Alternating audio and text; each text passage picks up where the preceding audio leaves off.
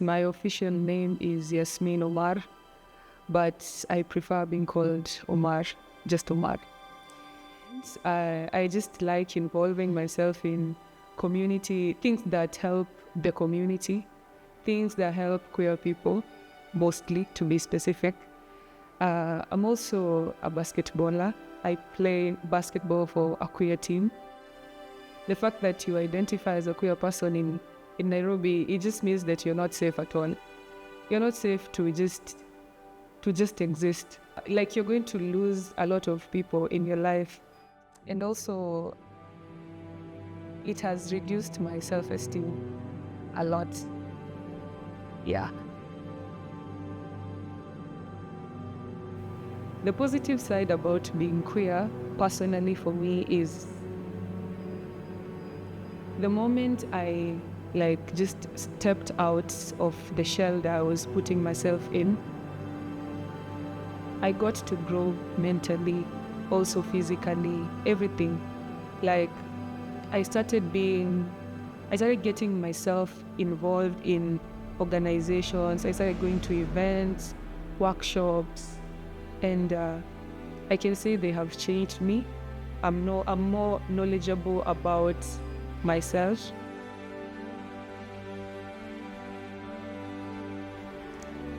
I say my daily affirmations. I also feel like praying how I know how to pray gives me peace within. I also meditate a lot.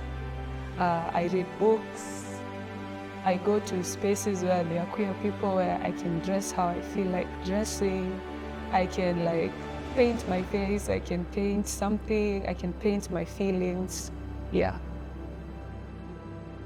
My experience accessing sexual reproductive health services hasn't been nice, because there was this time I went to the hospital, and then this doctor is like, I want you to bring your partner.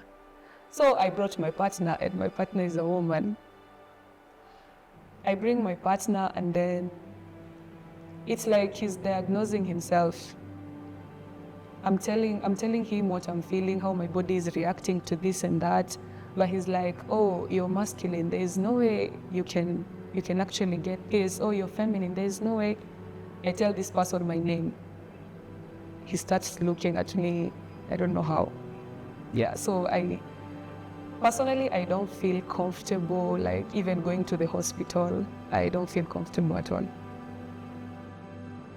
I don't think the healthcare providers are knowledgeable when it comes to queer people accessing healthcare services, because, as I said, they're just too judgy. Because I'd go with my partner, and then they start asking weird questions like, how do you guys have sex, or what happens, that is so uncomfortable. I kind of feel like there is a gap between LGBTQ people and the healthcare providers that needs to be looked at. Yeah, they are making queer people uncomfortable a lot. I kind of feel like they shouldn't be asking irrelevant questions. They just do their work. My advice to queer people is, do not be silent. Learn to speak. Involve yourself in queer spaces, queer organizations, volunteer, because you're going to learn a lot from queer people who have been in the closet and right now are out. Yeah. Also, queer people need to know that this is your life. Do what you want to do with your life.